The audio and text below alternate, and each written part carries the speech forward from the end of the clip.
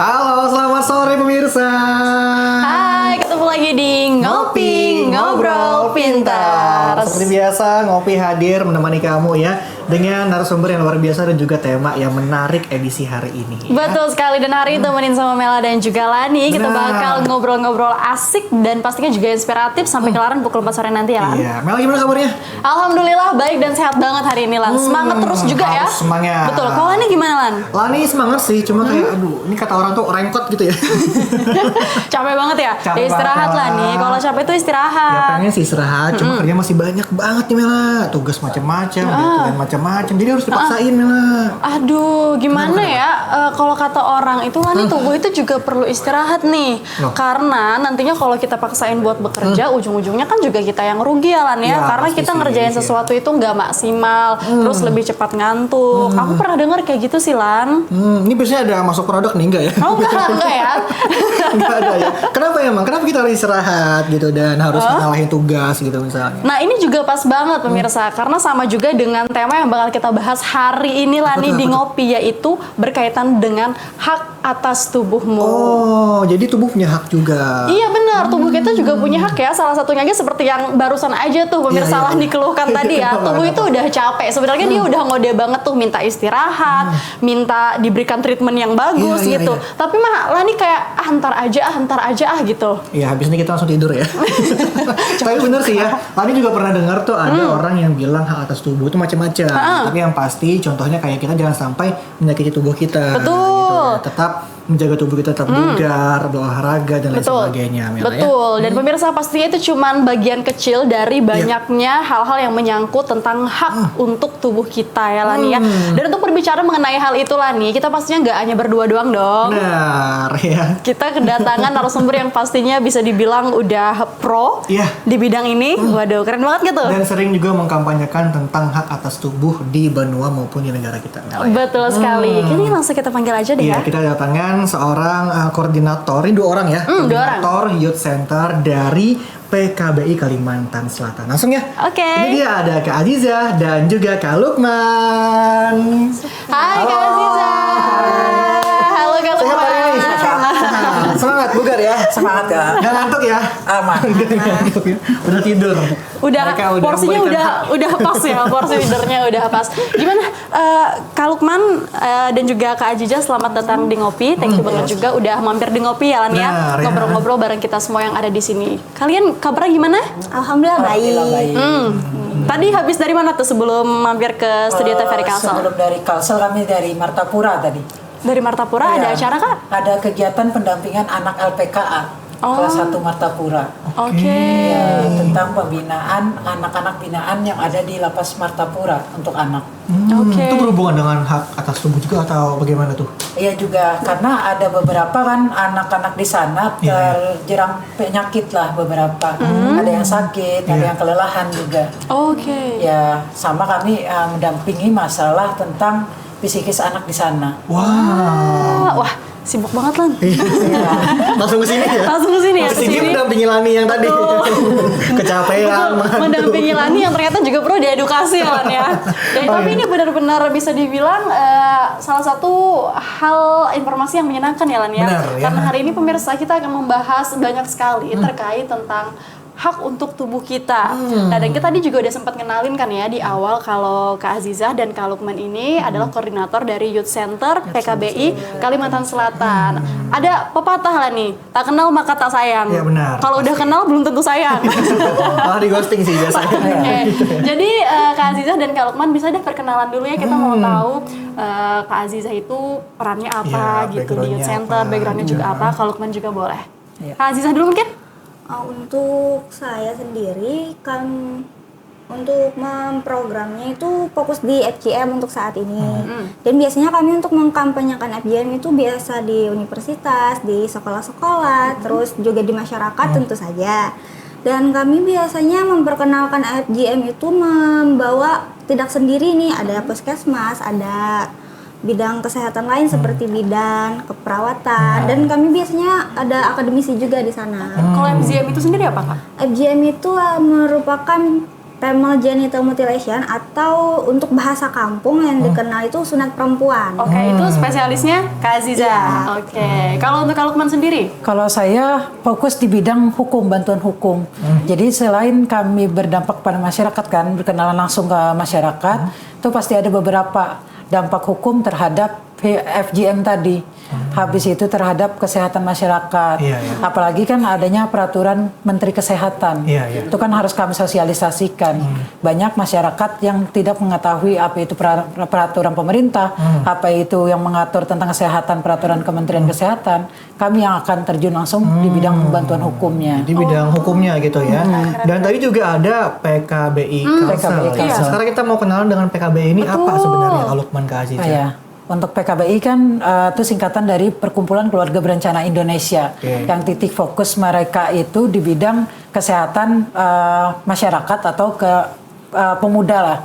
Jadi fokusnya untuk mendampingi atau masalah baik itu bidang sosial remaja, habis itu bidang kesehatan remaja dan aspek hukum untuk pendampingan remaja. Itu PKBI.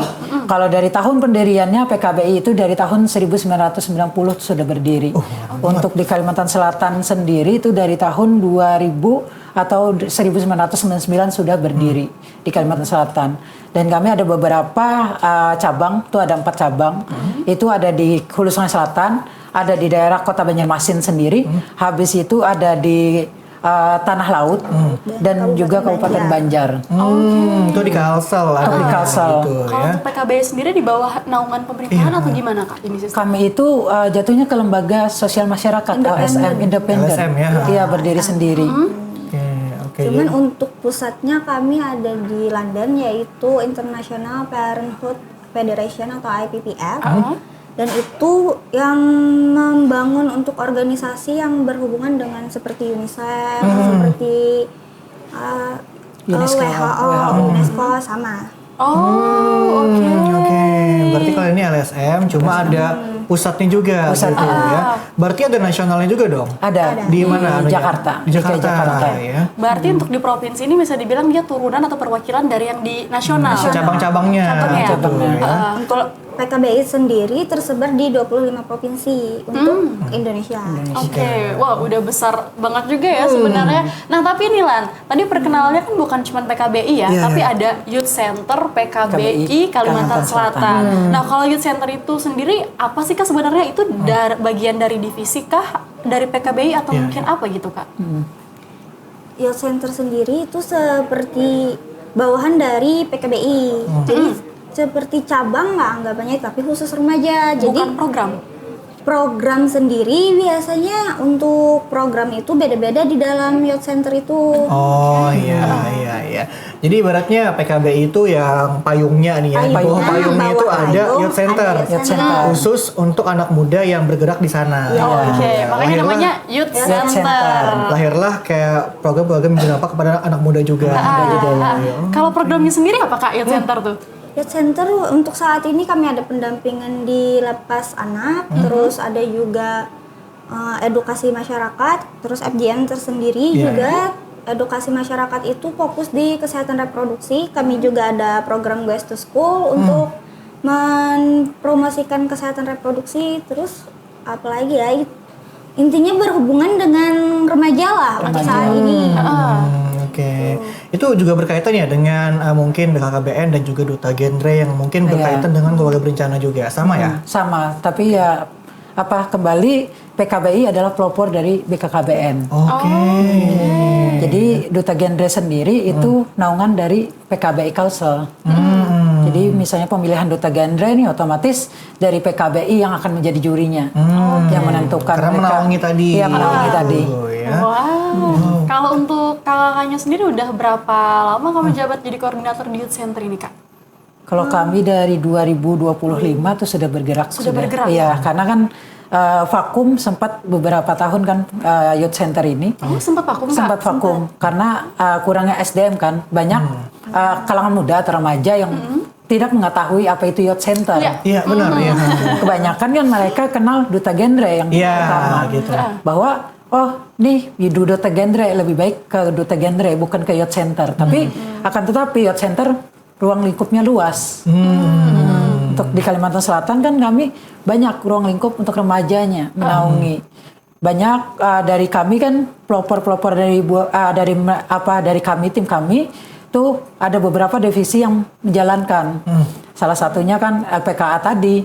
Habis itu ada tim yang memang fokus untuk edukasi. Iya. Habis itu ada tim yang memang fokus untuk sosialisasi ke masyarakat-masyarakat. Oke, berarti kalau untuk berdirinya Youth Center itu sebenarnya dari kapan Kak? Kalau di Kalimantan Selatan ini sendiri? Kalau di Kalimantan Selatan sudah berdiri dari tahun 2002. Wah, lama banget ya padahal. 2002 ya. Dan itu sebelum sempat vakum, itu emang jalan terus Jalan programnya? terus. Vakum di tahun berapa Kak kemarin Kak? Vakum di tahun 2024 yang vakumnya. Oh, Karena SDM tadi Iya, karena produk SDM. penggeraknya masih Ya, kurang. sama zaman COVID-19.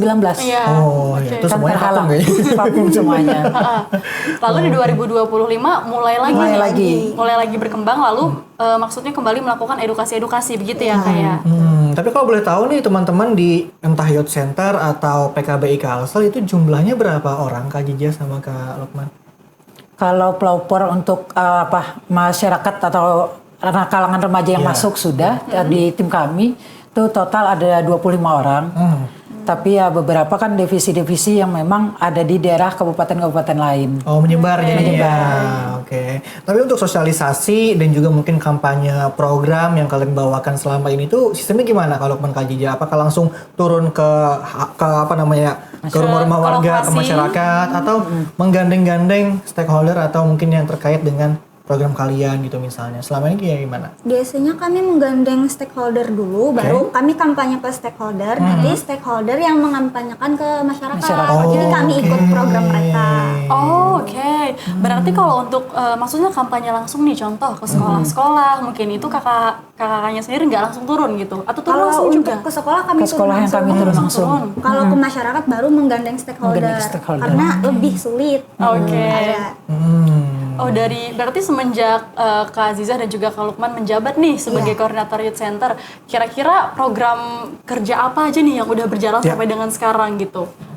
Yang sudah pernah berjalan, kami menjalankan yang Guys to School tadi di awal tahun tadi. Oh, awal tahun ini? Iya, Iya. baru aja. Masih jalan sampai sekarang? Masih jalan. Masih Februari, kemarin kami jalan sampai Maret. Maret. Oh, oke. Terus Kak? Terus kami pendampingan LPKA, kami baru memperbarui MOU juga di sana, dan di sana kami mengadakan sosialisasi, terus pendampingan anak binaan itu, pendampingan dari psikologisnya dan pendampingan hukumnya, terus kami ada program reintegrasi untuk mereka yang sudah keluar dari lapas atau masa tahanan. Oke. Boleh ini nggak ceritain mungkin tiap program tuh bagaimana prosesnya dan apa aja tuh tantangannya? Yang pertama tadi kan dari Goes to School itu ya. Itu kalian tuh ngapain ke sekolah itu? Mengkampanyekan atau mensosialisasikan terkait hal apa jadinya gitu? Untuk Guys to School kemarin kami membawa 3 materi, yaitu pernikahan dini, nafsa, sama anti bullying. Karena yang memang marak saat ini di Kalsel terutama. Oke. Terus untuk di LPKA kami membawakan sosialisasi tentang hak-hak mereka, karena kan mereka di sana dikurung lah anggapannya. Terus jadi di sana itu kami mengkampanyekan bahwa mereka masih mempunyai hak yang sama seperti kita yang di luaran yang tidak ada di dalam sana. Apa tuh contohnya Kak Jija? Seperti mereka tetap mendapatkan pendidikan, mereka tetap mendapatkan hak untuk kesehatan mereka. Jadi mereka tetap dicek kesehatannya di sana walaupun tanpa turun ke masyarakat lah. Tetap ada gitu Iya. ya. Dan tiap program tadi ada nggak tantangan yang kalian rasakan sejauh ini?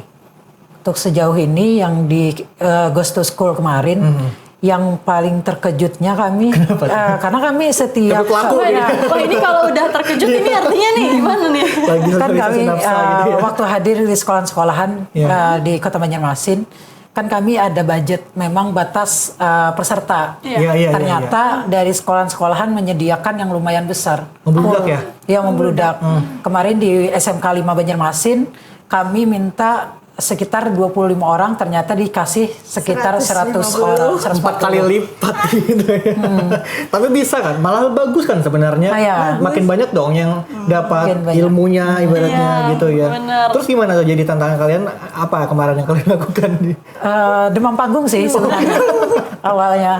Karena kan berawal latihan 25 orang, Iya. santai nih. Ternyata Tiba-tiba langsung 150 orang, pasti agak gugup di banyak orang lah hitungannya di masyarakat. Oke. Dan cara ngehandle-nya juga nggak sih Kak? Maksudnya kan 25 orang versus 100 orang itu kan jauh banget ya. Jauh banget. Ketika 25 orang pembicaranya itu berasa lebih intimate lagi. Iya, Iya Kak ya. benar. Tapi gimana caranya kita memastikan 150 orang 150 orang lebih itu maksudnya juga ngerasa intimate dan masuk Iya. gitu materi yang kita sampaikan. Diperhatikan gitu ya. Tapi kemarin gimana respon mereka terhadap yang kalian sosialisasikan itu? Kalau respon mereka respon positif sih, karena kan mereka memperhatikan, melihat langsung hitungannya apa yang kami lakukan selama pembinaan, habis itu yang kami jalankan terhadap masyarakat di halayak luas. Banyak kan kasus-kasus terjadi di Kota Banjarmasin sendiri, kasus bullying kemarin terjadi di sekolah besar kan, pasti kami lihatkan apa dampak positif dan negatifnya akibat bullying tadi.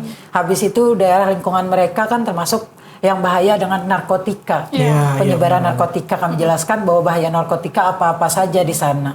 Habis itu tentang pernikahan dini. Kebanyakan kan mereka ada yang nikah muda dan cerai muda. Jadi kami jelaskan bahwa nikah muda itu harus memasuki kategori yang memang cukup akan pikiran. Oke, berarti memang benar-benar edukasi ke anak muda ya. Namanya Youth Center ya kayak Youth Center. Nah, tapi kalau ngomongin Youth Center, apakah targetnya itu memang semuanya anak muda kakak atau mungkin ke masyarakat ya, maksudnya ibu-ibu gitu ya, orang tua, apakah juga jadi salah satu target atau mungkin bukan ranahnya lagi nih Kak?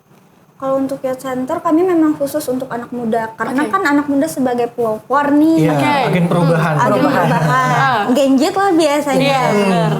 Karena kami menilai remaja itu lebih mudah untuk menerima informasi baru. Oke. Jadi mereka otomatis mikir nih, oh kami yang saat ini nih bisa dirubah. Jadi mereka mau merubah diri mereka, mau diedukasi, lebih mudah edukasinya daripada kami ke masyarakat yang lebih dewasa lagi umurnya, karena kan sudah terdoktrin dengan ilmu-ilmu yang lain. Kebiasaan-kebiasaan masa lalu ya. Jadi lebih mudah di anak muda sebenarnya gitu ya. Tapi sejauh ini ada nggak kayak anak muda yang kayak bandel gitu setelah kalian edukasi gitu? Enggak kayak gitu. Kamu nih, Lani nih, kan tadi disuruh istirahat ya. Lani nih Kak. Ada nggak kayak gitu pengalaman kalian mungkin waktu khusus Selama kami temukan di lapangan belum ada sih. belum ada ya. Terima semuanya Terima gitu semuanya. ya. Bagus artinya memang. Lani nerima nggak? Terima dong. Oke, berarti bisa kita bilang ini fokusnya adalah ke ranah anak muda karena sesuai dengan namanya Youth Center kayak. Berarti Youth Center ini tadi di bawah PKBI gitu. Iya, di bawah PKBI sendiri kayak. Nah, kalau kita ngomongin tentang berhubungan dengan tema kita hari ini ya Lani ya, hak atas tubuhmu gitu. Tubuh kita semua ya pemirsa. Kalau ngomongin tentang hak atas tubuh ini maksudnya hak seperti apa sih Kak gitu? Karena kan kadang kebanyakan orang nih kalau kita tahu ngomongin tentang hak atas tubuhmu itu skala kecilnya adalah terkait yang tadi yang Lani omongin. Kalau kita nggak gitu ngasih tubuh kita untuk istirahat, maunya kerja, belajar terus-terusan kayak gitu. Nah, tapi kalau secara garis besarnya maksud dari hak atas tubuhmu itu apa sih Kak?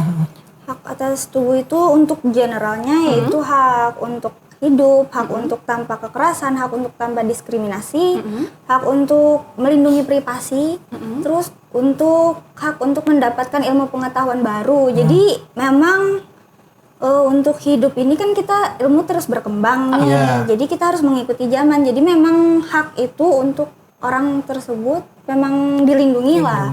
Jadi kan ada nih orang biasanya, ilmu itu karena jarang dikampanyekan ke masyarakat, lalu mereka menutup diri untuk ilmu tersebut.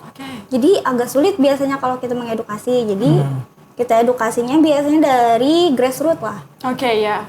Nah dari sana biasanya kami kampanyekan untuk yang sederhana terlebih dahulu, untuk kayak reproduksi biasanya untuk perempuan nih. Biasanya kami ngambil untuk remaja di masa-masa remaja kan masa-masa pubertas tuh. Jadi kami biasanya ngambil untuk materi menstruasi gitu. Terus untuk materi-materi selanjutnya biasanya kami bertahap. Jadi tidak langsung untuk materi luasnya itu tidak langsung yang berat langsung gitu. Berarti pendekatannya bisa dibilang sedikit demi sedikit ya. Pelan-pelan. Nah, kalau ngomongin tentang hak atas tubuh ini berarti dari kakak-kakak juga udah ada edukasinya ya Kak? Iya. Kemana itu Kak biasanya targetnya? Ke sekolah juga Kak? Atau mungkin ada, tadi kan juga malah menyasar grassroots gitu ya Kak ya? Udah kemana aja Kak? Kalau kemarin kami sudah keliling Kalimantan Selatan kan, khususnya di Kota Banjarmasin terutama nih. Banjarmasin kan kami edukasi itu di bidang sekolah dasar, habis itu sekolah menengah pertama, sekolah menengah atas, sampai ke jenjang perkuliahan kami kasihkan edukasi. Kebanyakan kan anak-anak muda nih, apabila mereka kelelahan atau kecapean, beraktivitas full seharian, otomatis jarang berolahraga, gerak badan, apalagi sekarang kan masuk ke media sosial atau HP gadget. Fokusnya mereka, oh nih lebih baik main game untuk menghibur diri. Tapi dalam satu sisi kan ada sisi positif dan sisi negatifnya juga dong urusan penggunaan sosial media atau sosmed atau HP tadi gadget. Jadi perlunya tubuh untuk berolahraga, habis itu mengupgrade diri dengan ilmu-ilmu pengetahuan atau pengalaman baru. Jadi ya perlu memang sekolahan-sekolahan di Kalimantan Selatan khususnya di Kota Banjarmasin kami kasih edukasi untuk menambah adanya jadwal untuk olahraga. 1 kali seminggu ya biasa kita ya? Ya, oh iya, Jumat biasanya. Kamu latih kapan terakhir kali olahraga? Pas sekolah? Ada deh. Terus? Dan juga kan kami edukasi kepala sekolah nih membentuk tim sadar olahraga, sekolah sehat. Akhirnya kan terbentuk supaya menjaga stamina dan tubuh masyarakat. Itu sudah jalan sekolah apa tadi? Sadar apa? Sadar sudah ada beberapa sekolah di Kalimantan Selatan yang memang sudah bergerak. Wow. Dan ini bisa dibilang sangat penting ya, karena edukasi semacam ini bahkan bisa dibilang juga kadang terlewat di sekolah. Kepedulian terhadap diri kita sendiri ya. Nah, karena rata-rata pendidikan yang diajari itu adalah eksak gitu ya, atau mungkin di luar non eksak adalah ekstrakurikuler gitu. Oke, tapi untuk mengetahui tentang hak atas tubuh kita nih, bagaimana Kak Lukman sama Kak Jija? Kita tuh harus sadarnya kayak gimana? Kita kan misalnya kecapean ya, terus kita pengen main game tadi. Dan kadang nggak bisa milih ya, relax aku tuh kayak gimana sih? Gitu. Dimana tuh kita bisa melihat garis atau batas tentang kita mengetahui hak kita ini apa aja gitu biasanya? Nah, untuk hak batas atas tubuh kita kan tuh dari jam pola istirahat kita. Dari pola istirahat, pola makan itu harus diatur. Yang pertama, pola istirahat. Pola istirahat jam berapa batas kita untuk tidur, untuk beristirahat. Karena kita full seharian di lapangan, hitungannya 12 jam kita di lapangan atau sekolah misalnya atau kuliah, 12 beraktivitas, otomatis tubuh kita harus diberikan waktu istirahat. Jadi jam-jam istirahat kita kan ada yang dinamakan jam tidur siang. Misalnya memang nggak bisa tidur siang, minimal istirahat sebentar. Dari akan beban misalnya kayak sekolahan kan sampai jam sore, pagi sampai sore. Jadi jam istirahat mereka di mana? Di waktu jam istirahat yang memang diberikan sekolah. Disitulah waktu istirahat mereka. Habis itu di malam hari, jam yang memang optimal untuk tidur itu di jam berapa? Jam 10 malam. Supaya apa? Pola pikir dan kesehatan itu terjaga. Dan terpentingnya pada pola makan. Pola makan harus kita jaga. Baik itu makanan yang berat, makanan ringan. Dan paling penting itu harus minum banyak air putih. Kebanyakan kan dari kita nih remaja pasti ada menggunakan minuman yang contohnya yang bersoda-soda, boba habis itu boba. Kan itu minum-minuman yang memang gak sehat. Enak sih. Ya, enak. Jadi perlunya adanya minum air putih. Iya. Jadi memang dianjurkan untuk menjaga pola kesehatan tadi. Jadi artinya sebenarnya batasan kita mengetahui hak tubuh kita itu sebenarnya hal yang umum ya lah ya. Kayak istirahat yang cukup gitu ya, makan dengan teratur gitu ya, dan istirahat yang cukup tadi udah tadi pertama tadi. Apalagi tadi Bella, belajar juga gitu. Dan yang ya. tadi yang paling ditekankan oleh Kak Lukman adalah jangan lupa minum air putih yang banyak. Biar tetap hidrasi tubuh kita ini. Betul gitu sekali. Ya. Nah, Kak Lukman, Kak Ajijah itu kan bisa dibilang hak untuk tubuh kita dalam bidang kesehatan nih. Sedangkan tadi menurut penjelasan Kak Ajijah sendiri, hak atas tubuh kita itu secara generalnya ternyata luas banget ya lah nih ya. Nah, kita boleh berlanjut ke bagian kedua. Selain kesehatan, kira-kira apa lagi nih Kak yang krusial gitu? Kalau kesehatan kan terkait tentang istirahat tubuh kan biasanya udah bisa dibilang itu hal yang dekat banget nih sama kehidupan kita juga. Terus apa lagi tuh Kak kira-kira Kak? Kira-kira kembali lagi ada lagi yang memang bersangkutan dengan wanita. Di wanita ini kan adanya reproduksi yang memang perlu diberikan waktu yang cukup karena setiap baik tubuh pria atau wanita itu kan ada masa pubertas yang dimana masa pubertas itu harus dijaga dengan pola sehat tadi. Oke, luar biasa keren banget ya. Nah ini juga menarik sekali pemirsa. Kak Lukman baru aja ngasihin ke kita kalau ternyata reproduksi pria dan juga wanita ini tentu saja berbeda. Pastinya ada cara-cara khusus lagi ya Kak yang berbeda bagaimana cara kita mengelola tubuh kita. Penasaran pemirsa? Setelah ini kita akan bahas secara lengkap. Jangan kemana-mana, tetap bersama kami di Ngopi, ngobrol pintar. Di sini aja.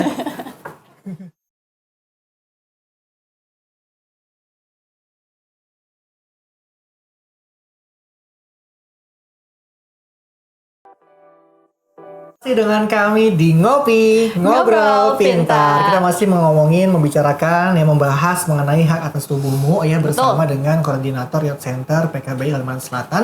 Dan sudah banyak banget nih penjelasan mengenai PKBI, Youth Center, dan juga hak atas tubuh Mela ya. Betul sekali. Kita pun juga menyapa teman-teman yang mungkin lagi nonton lewat YouTube. Selamat sore semuanya. Kalau kalian pengen nanya silahkan tulis di kolom komentar ya. Betul, yang pengen nyapa juga boleh ya. Boleh mungkin ya, yang pengen protes mungkin. Benar, yang pengen menanyakan. Hak saya diambil. Iya, gimana nih cara saya untuk memprosesnya? Benar, prosesnya. Ya gitu betul. Ya. Oh ya, karena ini sendiri juga sebenarnya ada perlindungan hukumnya kan Kak ya? Ada ya. Nah, pemirsa Bisa pas berkonsultasi banget jadinya, ya. Kita gitu bisa ya. konsultasi gratis hari ini tapi waktunya terbatas. Jadi kita duluan aja ya. Oke, kita bakal lanjut nih Lan. Iya. Kita bakal lanjut buat ngobrol sama Kak Azizah dan juga Kak Lukman terkait tentang hak atas tubuhmu. Tapi Tadi sebelum kita- lanjut nih apa Mela, tuh? gimana kalau kita ngobrolnya sambil ngopi aja? Wah, ini hak untuk hak minum. kita Lan. Hak kita nih untuk Bener ya? minum. Haus kan? Iya, Harus minum itu artinya gitu ya. Sambil saya bikin kopi ya. Saya punya untuk bikin kopi Terima ya. kasih Lani sudah Iya. bertanya. Artinya ada persetujuan dari kami. Iya, sambil ya ngobrol ya. Oke, pemirsa tadi kita udah sempat ngasihin dikit juga Ya. kalau Lukman dan Kak Adijah bahwa ternyata hak antara perempuan dan juga laki-laki akan tubuh mereka itu berbeda. Nah, Kak Lukman dan juga Kak Adijah, apa sih maksud antara perbedaan hak tubuh perempuan dan juga hak tubuh laki-laki itu kayak gimana sih sebenarnya? Nah, hak tubuh Laki-laki terutama dulu deh, laki-laki laki-laki dulu. dulu nih. Hak tubuh laki-laki kan itu tumbuh kembangan masa otot dan masa pertumbuhan. Sedangkan hak untuk perempuan itu yang dinamakan hak atas reproduksi. Banyak masyarakat atau wanita yang kelelahan, otomatis masa mereka pubertas atau masa mereka saat pernikahan nanti, di masa pernikahan nanti yang berdampak pada nilai psikologis mereka, bidang kesehatan mereka dan reproduksi mereka. Itu berkaitan langsung dengan tumbuh kembang reproduksi, berkaitan dengan kemandulan ataupun berkaitan dengan masa pubertas dan masa pertumbuhan sel telur mereka. Serius juga ya? Iya kan ya? Terus gimana Kak?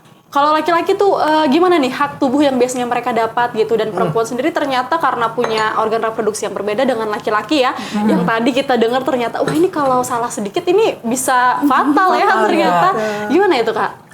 Kalau di masa laki-laki kan masa pubertas mereka itu kebanyakan sel telur mereka itu masih berkembang. Hitungannya pola reproduksi, pola pertumbuhan mereka itu perlu adanya menjaga stamina tubuh mereka sendiri. Sedangkan perempuan itu memang ada hal-hal yang perlu diwaspadai. Seperti apa itu Kak? Salah satunya yang perlu memang diwaspadai terhadap pertumbuhan sel telur mereka. Yang dimana waktu mereka lahir atau waktu mereka yang memang masuk ke dalam dunia atau lahir dalam ke dunia, itu mereka sudah adanya pemotongan atau sunat. Padahal di kalangan luas, kalangan masyarakat, itu kan memang tradisi. Tapi di dunia kedokteran atau di dunia kesehatan itu sudah diatur memang tidak diperbolehkan.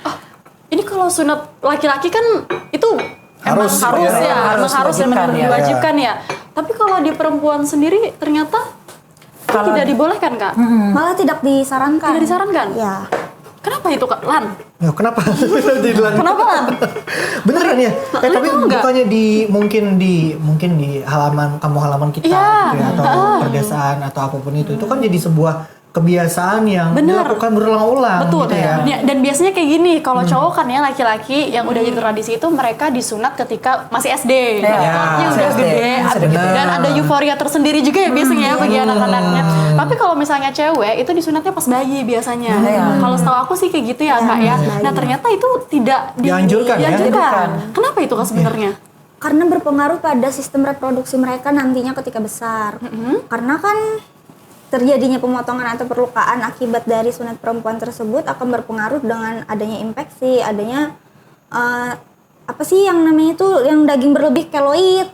Karena kan dalam proses tersebut kita tidak tahu apakah higienis yang digunakan oleh orang tersebut alatnya, apakah tidak, karena kan sistem reproduksi perempuan ini lebih sensitif daripada laki-laki. Oke. Dan dalam dunia kesehatan, kedokteran ini emang udah valid gitu Ya, tuh? sudah valid. Sudah hitungannya sudah diatur oleh Undang-Undang Nomor 17 Tahun 2023 dan peraturan pemerintah tuh di Nomor 28 Tahun 2024. Juga ditegaskan di peraturan Kementerian Kesehatan di Nomor 2 Tahun 2025 yang dimana itu sudah dilarang dan diberhentikan secara keseluruhan, baik itu di internasional maupun nasional. Artinya sudah kuat banget nih ya untuk hukumnya dan untuk aturannya. Tapi kenapa masyarakat sampai sekarang mungkin bahkan ada masih ya yang mengerjakan masih itu? mengerjakan. Kenapa itu kira-kira? menurut kakak? Karena dianggap sebagai tradisi. Dalam iya. tradisi tersebut, perempuan kalau tidak disunat dianggapnya tidak suci. Karena dianggapnya perempuan yang tidak disunat itu hasrat untuk seksualnya lebih tinggi dibandingkan perempuan yang sudah disunat. Padahal sudah ada penelitiannya bahwa tidak dibuktikan bahwa sunat perempuan itu tidak berpengaruh pada libido. Malah yang mengatur hasrat seksual itu pada otak, bukan pada genital perempuan. Baru tahu nih. Wah, ini banget nih. Ini benar-benar bisa dibilang hal yang kadang kita juga baru tahu sekarang ya Lani ya. Karena mungkin udah terbiasa dengan yang namanya tradisi. Kita udah dengar hal itu, tapi ternyata ada sudut pandang secara medisnya langsung. Nah, pemirsa, ini juga ada beberapa foto ya. Iya, ini ada televisi foto Anda. pas kapan nih kalau Lukman dan juga Kak Aziza? Ini saat kami sosialisasi di sekolahan menengah atas di Ini salah satunya di sekolahan SMK SMK Suhada. Ini soal apa nih sosialisasinya? Tentang FGM kemarin juga tentang pernikahan dini yang kami berikan. Oke. Oh, ini di mana nih? Ini yang tadi ya, yang tiba-tiba banyak tadi ya? Ya, kalau ini di SMA 4 bukan. Banjarmasin. Bukan ya? Karena yang latihan 25 tiba-tiba 100 yang hadir gitu. Ini sosialisasi tentang apa Kak edukasinya? Ini kemarin tentang nafsa dengan pernikahan dini juga kami berikan juga edukasi. Oke. Oh, banyak banget ya yang hadir ya? Wah, ada Ini mana lagi nih? nih. Nah, kalau yang di itu di SMA Negeri 1 Alalak di daerah Kabupaten Barito Kuala kemarin. Itu berkaitan dengan dampak pernikahan dini, habis itu bagaimana cara mereka memberhentikan adanya kasus bullying. Dan salah satunya kami juga di sekolahan SMK Al Furqon kemarin. Di SMP Al Furqon, di MTS-nya lah jatuhnya ke SMP kami juga. Berarti SMP SMA ya Kak? Nah, ini yang paling banyak kami. Yang mana? Paling Yang mana dia bikin kaget tadi ya? Iya, di SMK Negeri 5 Banjarmasin. Iya ya. Dan hampir keseluruhan itu perempuan hadir kemarin. Perempuan excited itu mereka. Perempuan semua. Perempuan semua. Oke. Dan ini Dan edukasi ini yang di- dibahas apa kemarin Kak? Yang di banyak banget itu loh. Di banyak kemarin kami Pernikahan dini. pernikahan dini. Habis itu juga tentang masalah bullying dan Bullying juga. reproduksi juga. Nah, terus ini di mana nih Kak? Bukan di sekolah ya kayaknya? Ini bukan di sekolahan nih, jatuhnya kami ke masyarakat terjun langsung di daerah Mandi Angin, Kabupaten Langsung yang Banjar. masyarakat ya. Apa Kak sosialisasinya kalau kayak gini Kak? Masyarakat, Kan bukan di sekolah ya? Ya, masyarakat kami jatuhnya ke FGM tadi. Oh, FGM juga. Iya benar-benar. Oh, ibu-ibu ya, bener ya untuk yang punya baby. Iya. Nah, terus di mana lagi nih? Wah, banyak banget ya Lan ya. Udah keliling ini di Kalsel. Sudah keliling di Kalsel. Ini yang keliling ini kakaknya semua atau ada bagian-bagiannya nih orang yang beda-beda? Kami ada beberapa tim yang memang bersama kami juga, Iya. dan juga kami sering menerima mahasiswa magang di kantor PKBI. Jadi dengan ada bantuan anak-anak magang baik dari universitas lain, seluruh universitas di Kalimantan Selatan kan kami tampung nih. Jadi kami berikan edukasi ke lapangan. Bagaimana mereka langsung berhadapan dengan masyarakat, baik itu di tingkat sekolah ataupun di masyarakat luas. Bagaimana cara kita memperluaskan atau memberikan edukasi terhadap kasus bullying terjadi misalnya, atau misalnya tentang yang marak-maraknya tentang sunat anak, kami berikan edukasi tentang FGM tadi. Nah ini juga kita boleh balik ke FGM tadi ya. Kita boleh. Ini aku bikin penasaran juga nih Lan. Kenapa? Karena kayak gini nih kan tadi katanya selain masalah kesehatan untuk di masa depannya, kalau untuk anak perempuan ini sendiri, apakah juga berhubungan dengan yang namanya konsen Kak atau persetujuan Kak? Kalau laki-laki kan ya biasanya mereka sunat ketika udah Setuju. SD ya Udah kayak siap. iya kan ya Lani kayak siap ditanya biasanya. gitu nggak sih kayak mau kapan nih, mau kelas berapa? Iya. Nah tapi ketika kita waktu masih bayi tuh ngomong aja kan nggak bisa kayak. Nah apakah ini juga berhubungan dengan yang namanya konsen atau persetujuan itu Kak sebenarnya? Kak, sebelum jawab kita minum dulu. Oh iya boleh. Hak untuk minum ya Lan. Iya, saya sudah haus soalnya nih. boleh. Silakan diseruput dulu kopinya pemirsa. Silakan minum juga, jangan lupa minum ya. Gimana Mela kopinya? Enak Lani. Enak ya? Gimana kalau kemarin Kak Aziza? Udah hampir haus ya? Sudah Hampir haus ya? Enggak haus lagi maksudnya Nggak haus gitu lagi. ya? Keluar banjar kita Mela. Iya. Ini lagi semangatnya nih Lani. Apalagi kalau ngomongin tradisi tadi ya. Benar, iya. Oke, kita kembali ke pembahasan tadi. Gimana tuh jawabannya Iya, kalau karena kemarin yang tadi? namanya Ya. konsen ini kadang itu sering disalahpahami ya, Benar, Kak ya. iya. Gimana tuh Kak? Apakah juga berhubungan sebenarnya? Apakah penting sebenarnya konsen ini sendiri bagi tiap orang? Kalau untuk bayi sendiri biasanya kan diwakilkan oleh orang tuanya. Iya. Ya. Nah, justru karena sunat perempuan ini menyalahi apa sih hak atas hidup kita, karena Iya, kan hak kita itu tidak bisa diwakilkan sebenarnya, cuman karena bayi. Iya. Jadi ya sudah dilumrahkan aja. Ngeri kan kalau biasanya. tiba-tiba bayi ngomong nggak mau gitu. Lari mereka. Lari semuanya. Lari mereka. Terus Kak Aziza gimana lagi? Gimana? Jadi kan itu melanggar hak asasi manusia. Sebenarnya ya? sebenarnya. Makanya jadi FGM itu dilarang secara global. Oke. Malah di negara lain justru ada pidananya untuk yang tindakan FGM tersebut. Kalau di daerah negara muslim seperti Mesir, Iya. itu yang melaksanakan FGM tersebut dipidana sekitar 5 sampai 7 5 tahun. sampai 7 tahun. Wow, Seperti artinya pelanggaran besar juga ya? Pelanggaran Termasuk karena melanggar HAM. Oh, oke. Walaupun itu anak mereka sendiri gitu. Iya, walaupun anak. Karena sekali lagi yang namanya hak itu sebenarnya tidak bisa diwakilkan. Bisa Iya, diwakilkan. oke. Ini yang juga program dari PKBI ya, Iya, tentang PKBI. perempuan tanpa sunat ini Perempuan ya, tanpa maksudnya ya. Sejauh ini gimana kalian mengkampanyekan lewat apa aja dan lewat media mana aja kira-kira? Yang pertama kami kemarin di media elektronik seperti radio kemarin sempat di radio. Habis itu juga kami beberapa posting-posting di sosial media kami, di Instagram juga. Dan ini dalam waktu dekat kami akan penyuluhan atau memberikan edukasi dulu ke tim memang calon bidan di salah satu universitas di Kalimantan Selatan.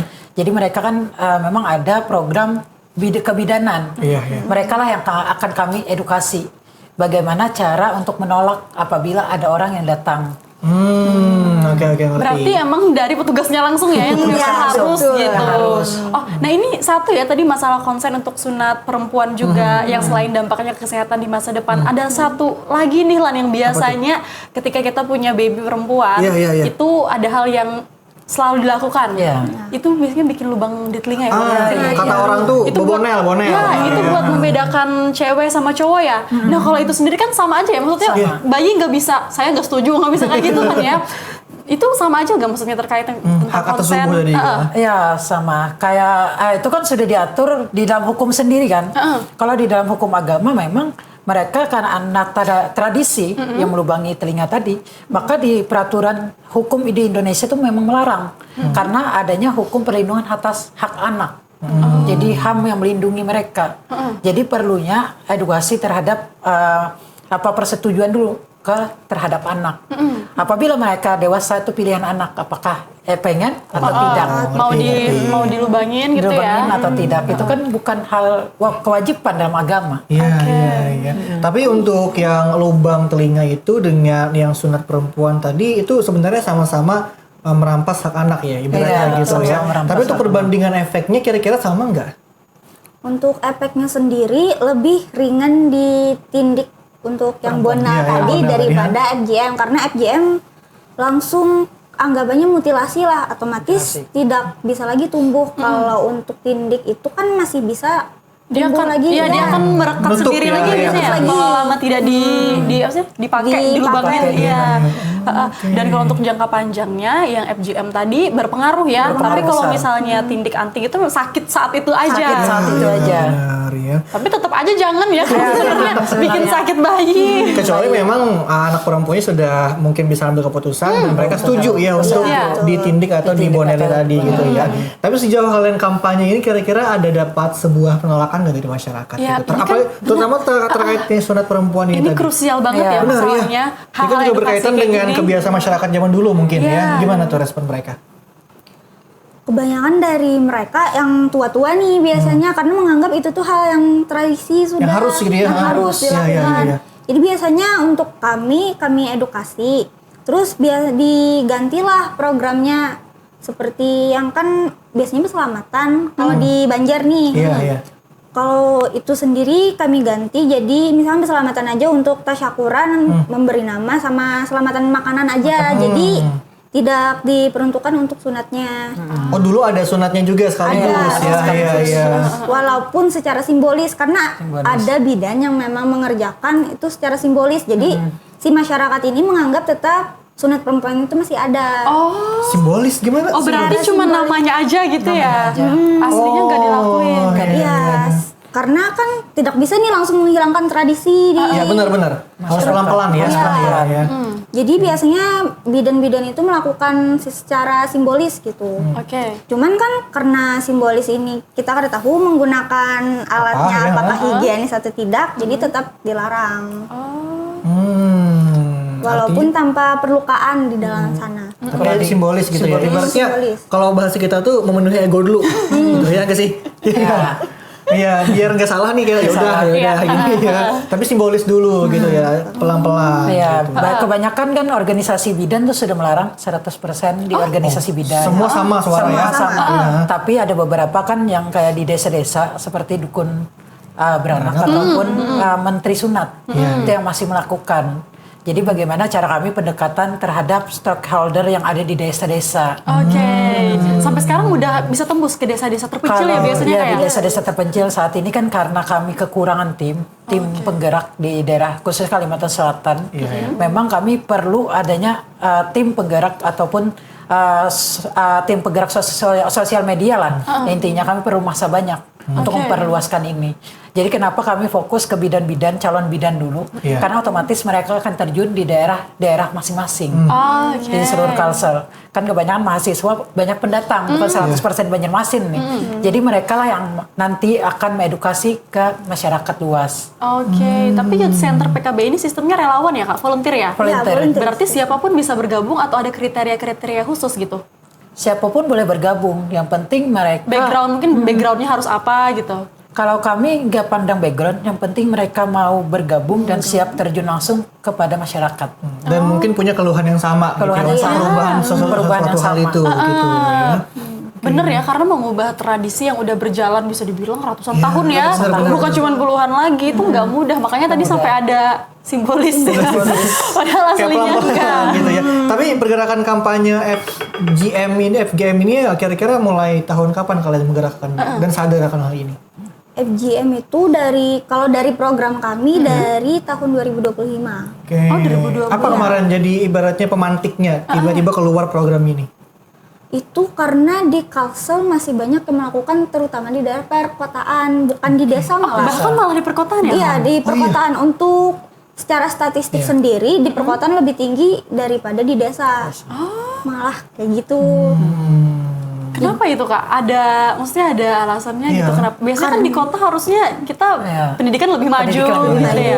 Cuman karena mereka menganggap takut didiskriminasi nih kalau tidak mengikuti tradisi tersebut. Kalau di desa kan karena tenaga medisnya biasanya kurang kan. Jadi tidak terlalu tinggi di desa. Malah sebaliknya di kota. ya. Oke, karena di sini mungkin di perkotaan ya mungkin banyak medisnya gitu ya. Jadi ada alat-alatnya, jadi punya kuasa untuk melakukan hal itu jadinya gitu ya.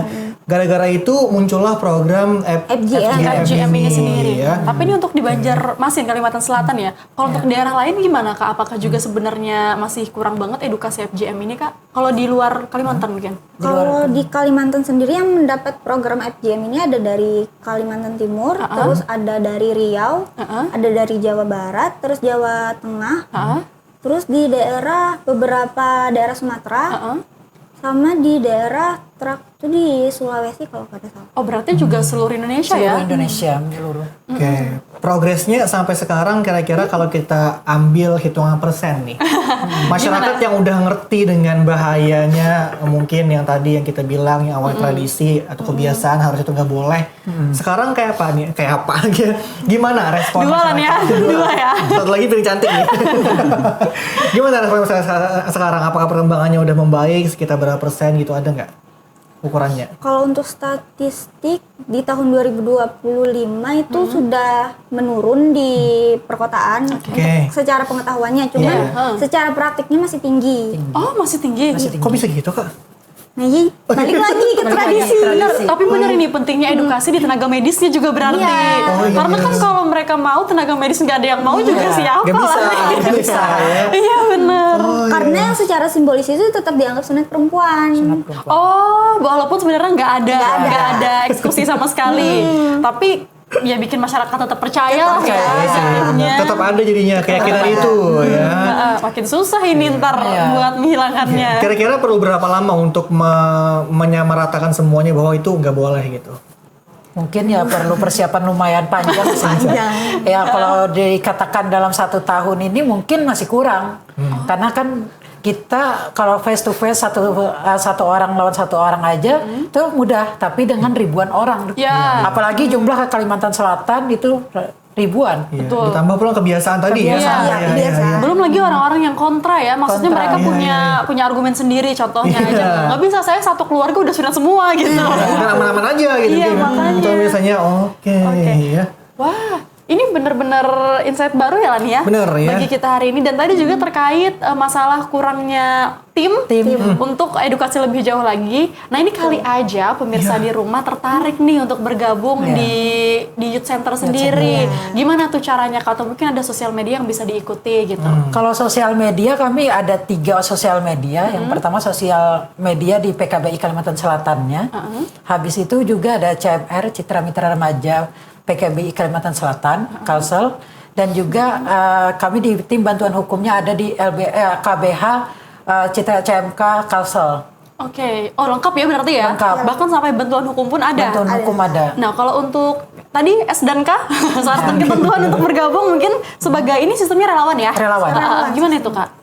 Yang penting kami mencari dulu tingkat mahasiswa dulu. Oh mahasiswa dulu. Ya, karena mahasiswa kan satu mereka ingin menambah wawasan dan ilmu pengetahuan, dan mereka waktu lebih fleksibel, bisa menyesuaikan. Kalau pelajar kan otomatis kami agak susah untuk membentuk tim dari tim pelajar. Tapi untuk tim kampanye pelajar kami pasti bisa untuk masuknya. Oke. Tidak ada background khusus kan? Mungkin karena tadi mahasiswa harus kesehatan, mungkin harus dari hukum, nggak ada? Nggak ada. sama sekali. Kami hampir semua background kami terima. Kemarin ada beberapa tim yang baru masuk. Itu kan kami kemarin rekrutnya bertahap juga.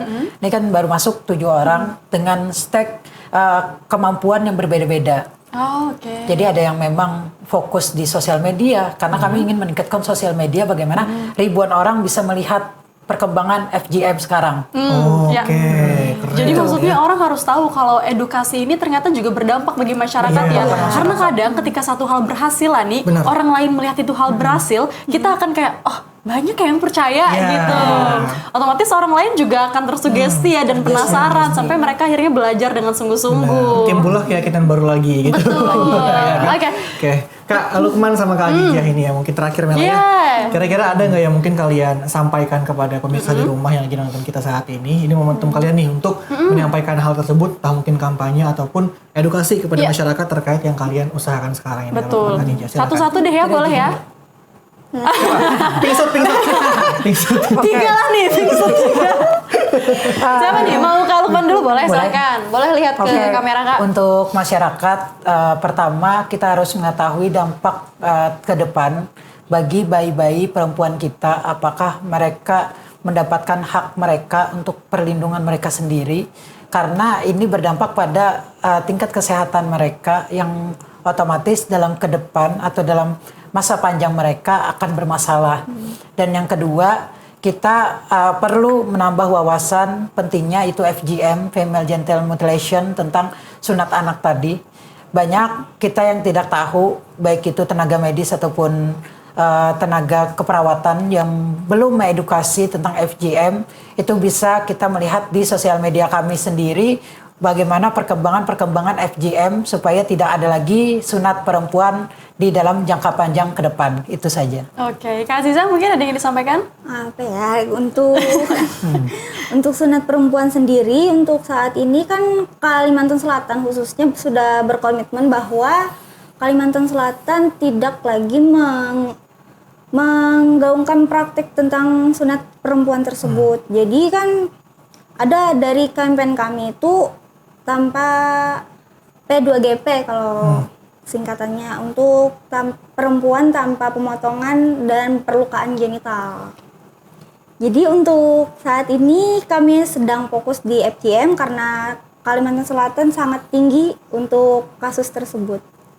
Oke, keren banget. Terima kasih Kak Lukman, Kak Aziza untuk insight hari ini. Kita banyak banget dapat edukasi baru ya Lan ya. Dan semoga pemirsa di rumah juga sedikit demi sedikit mulai tersadarkan nih apa ternyata hal-hal yang sangat berkaitan tentang hak atas tubuhmu. Benar, kita perlu banget untuk mengetahui hal ini. Dan kalau misalnya teman-teman pengen baca lebih lanjut nih, kalau Lukman sama Kak Aziza kemana yang bisa diakses mungkin materi mengenai FGM ini? Username Ya. sosial medianya? Sosial medianya bisa buka aplikasi Instagramnya di PKBI Kalimantan Selatan dan CMR_